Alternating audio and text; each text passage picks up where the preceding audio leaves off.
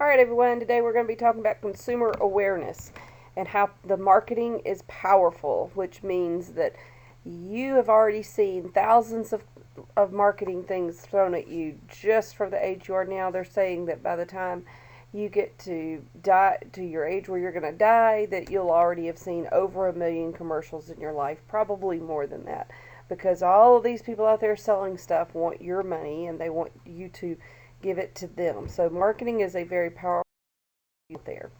So our vocabulary for this particular lesson is going to be first, opportunity cost. It refers to the financial opportunity that is given up because you chose to do something else with your money.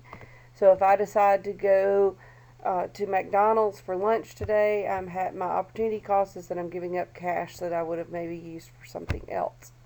A significant purpose is the amount of money you could spend, usually over $300. It cause some pain to part with. Uh, this might be a new television set or a new stereo system or something new in your home. But yes, it's normally harder to part with something over $300. Branding is the promotion of a product or service by identifying it with distinct characteristics, usually associated with public perception, quality, or effectiveness. I think of commercials like Nike, Just Do It, and places like that when I think of branding.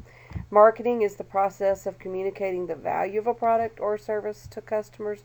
This is always what people are going to want you to think, is that their product is more valuable than the other person's product. Buyer's remorse is that feeling of regret or concern after making that large purchase. So you go out, you buy that brand new car, and you realize the next day when you wake up that, oh, that might not have been such a good idea.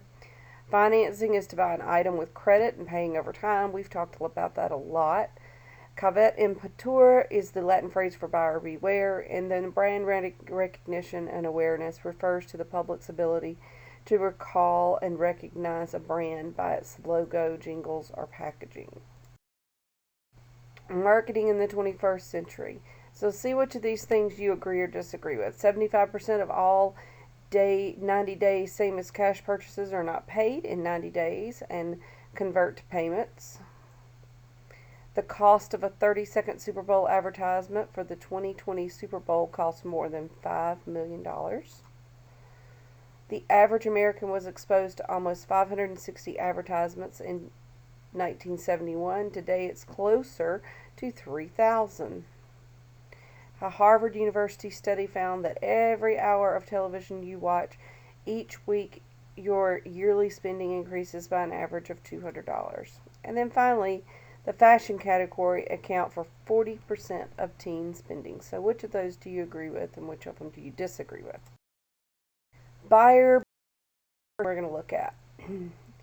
So I'm going to have a financial piece, and you're going to have to develop a resistance to marketing, which is so true. So caveat emptor, which we just talked about in our vocabulary, means buyer beware.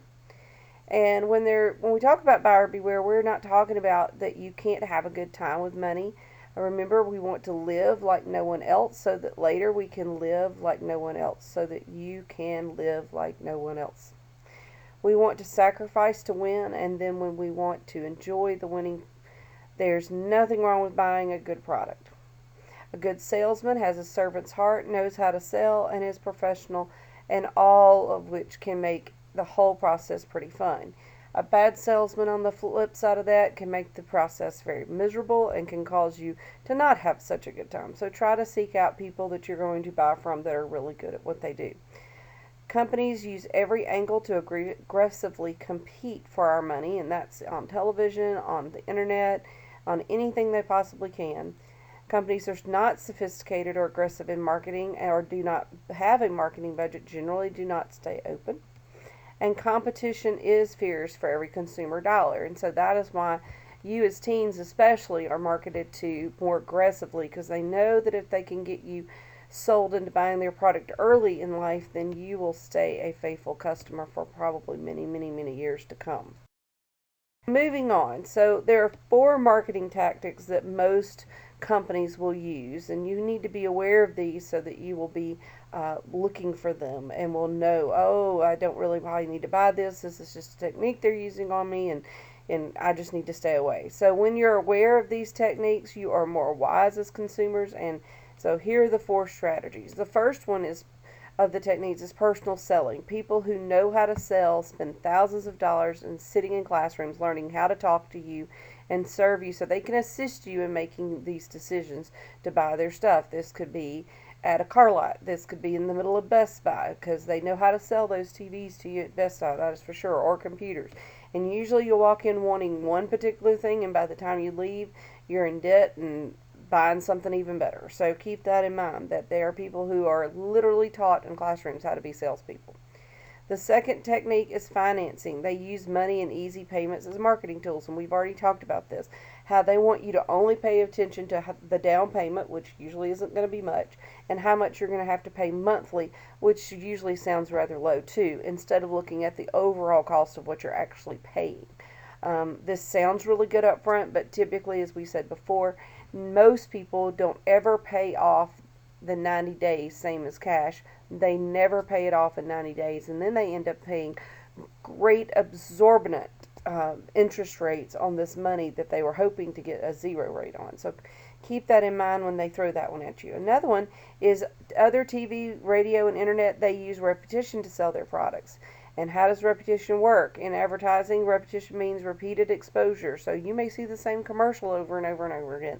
They seem to do that a lot on YouTube. Over time, repeated messages become familiar and accepted as truth. And sometimes this could just be within the same commercial. They repeat the same thing 4 or 5 times so that by the end of the commercial you're remembering it. Companies behind the ads are willing to pay for such repetition because it works. For instance, M&M's, their campaign slogan has been for many years, "It melts in your mouth and not in your hands." And most people would have known what product I was talking about had I just said the slogan, because they have repeated that slogan so many times in our culture. When it comes to marketing, they also use product positioning. They want to make sure that product is put in just the right place. When you walk into a bookstore, the best books in the store are not the ones that are out front as you walk in. Those people have paid for those books to be there in those places. And the same thing goes in your grocery stores.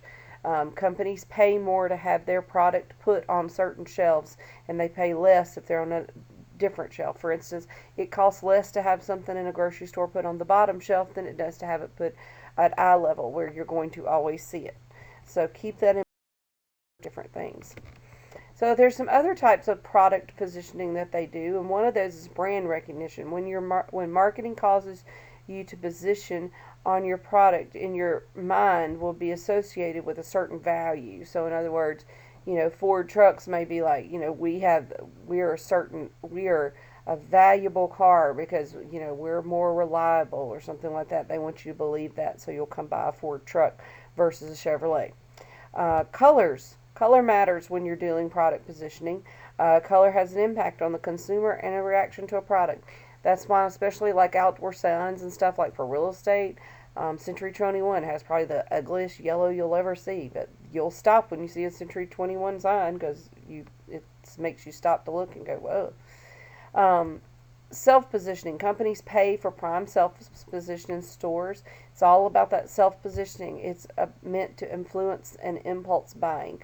So they want you to see their product so you'll want to buy it and you don't even think about it. You just buy it and go. The design of the packaging, the look, the feel, the packaging are meant to have an impact on you. If something looks old, like it was outdated, we have a tendency not to buy it, whereas if it looks newer, then we have a tendency to get that product faster. There's no reason to be paranoid, but marketers are very sophisticated, and so we should at least be aware of what's going on around us. And that's what all of this is about, is to help you be aware of what is going on around you so you can make more informed and better decisions and not just fall for all their tricks in marketing. So moving on to buyer's remorse. This comes to big purchases. The right way to do it is to save up and pay cash. Then you don't have that. A significant purchase is thought of as anything $300 or over. Buyer's remorse is when you wake up the next day and regret your purchase. Immaturity. We all have that spoiled grocery store kid living inside of us. His name is immaturity. In other words, it's when you've seen those little kids in the grocery stores pitch these fits because they want some Oreos and Mama doesn't want to buy them for them. We kind of all have that inside of us to a point. You go to Best Buy and you see that latest new Mac computer that you've been dying to have, and you start, inside of you, you're like, I've got to have this computer. I want this computer, and you're acting like a little kid that's spoiled. And then if you end up going for it and you having to take out, like you use their financing or whatever to get it, that's cause from immaturity. But when it comes to spending, adults devise a plan and follow it. That's what mature people do, and that's what we want to try to train you to do, so that when you get to be Miss House's age, you don't make these kinds of mistakes. And many people who are my age make these kinds of mistakes all the time. When it comes to big purchases, the right way to do it is to save up, of course, and just pay cash. But even then, if you're saving up, you know that your emergency fund is funded. Everything else is taken care of. And most of the time these bigger purchases are wants, they're not needs. Sometimes they're needs, it depends on what the situation is. But most of the time they're wants. And so sometimes you might need to make sure everything else is taken care of in your family and in your life before you do this. Also, when you get married, it's important that you make a rule with your significant other, that anything over a certain amount you will discuss with them first before going out and spending your money. That's just to show respect for them, and you can both discuss it. And it's always good for significant purchases to have somebody that you can talk to. So if you stay single for a long time after you get out of high school, then I would find some good friend that wouldn't mind looking at you and saying, no, you don't need that. You need to do something else. And so if that's the case, then you want to have that person that can help you. But you want to have somebody that you can kind of ask about significant purchases, so you don't have that buyer's remorse later. So opportunity cost. Regardless of how much money you make, if you have a spending plan and power over purchase, you can win with money. This is basically anything that you have to give up in order to do that particular thing or buy that particular thing. In other words, if you want to be on the basketball team, your opportunity cost is going to be to give up your afternoons to go practice with the team. So everything has a cost and everything has a trade-off. Some things are greater than others, and we just have to decide which we're more willing to do. So today we're going to be talking about developing power over purchase. So regardless of how much money you make, if you have a spending plan or power over purchase, you can win with money, because it's always easy to spend more than you make. You must develop power over purchase. It doesn't matter how much money you make. If you have a spending plan and power over that purchase, you can win with money. Having the power over the purchase involves following steps. So first off, you should wait overnight before making a purchase. Take the time to consider whether it was a need or a want, and make sure you have budgeted for it. Consider your buying motives. No amount of stuff equals contentment or fulfillment. People can sometimes get happiness and fun confused. You can buy fun, but you can't buy happiness. Happiness is where you are right now. Claim it for yourself. And when they're talking about buying fun, they're talking about, like, if we were to go take a trip to Disney World, that would be fun, but it's not necessarily going to buy you happiness. So never buy anything you do not understand, particularly financial products like insurance or investments. We will be talking about insurance and investments, so hopefully you will understand them a little bit better when we're done, but we're not there yet. Consider the opportunity cost of your money, which means that money spent here cannot be spent there. Whenever you make a choice, you must pass up other opportunities. Take your time and make the right decision. You should always seek wise counsel. Young adults who are not married should find an accountability partner, someone with whom you can discuss big purchases. Once you are married, you should seek the counsel of your spouse and make those good decisions together. So that ends our discussion of Chapter 6. I hope you can get all of these assignments done, and you'll enjoy them as we go through, and I'll let you know when it's time to take your test on Chapter 6. But for right now, this is just to help those of you who want to get ahead and who want to be ahead when we return to school. So hope all is well. Talk to you when we get to Chapter 7.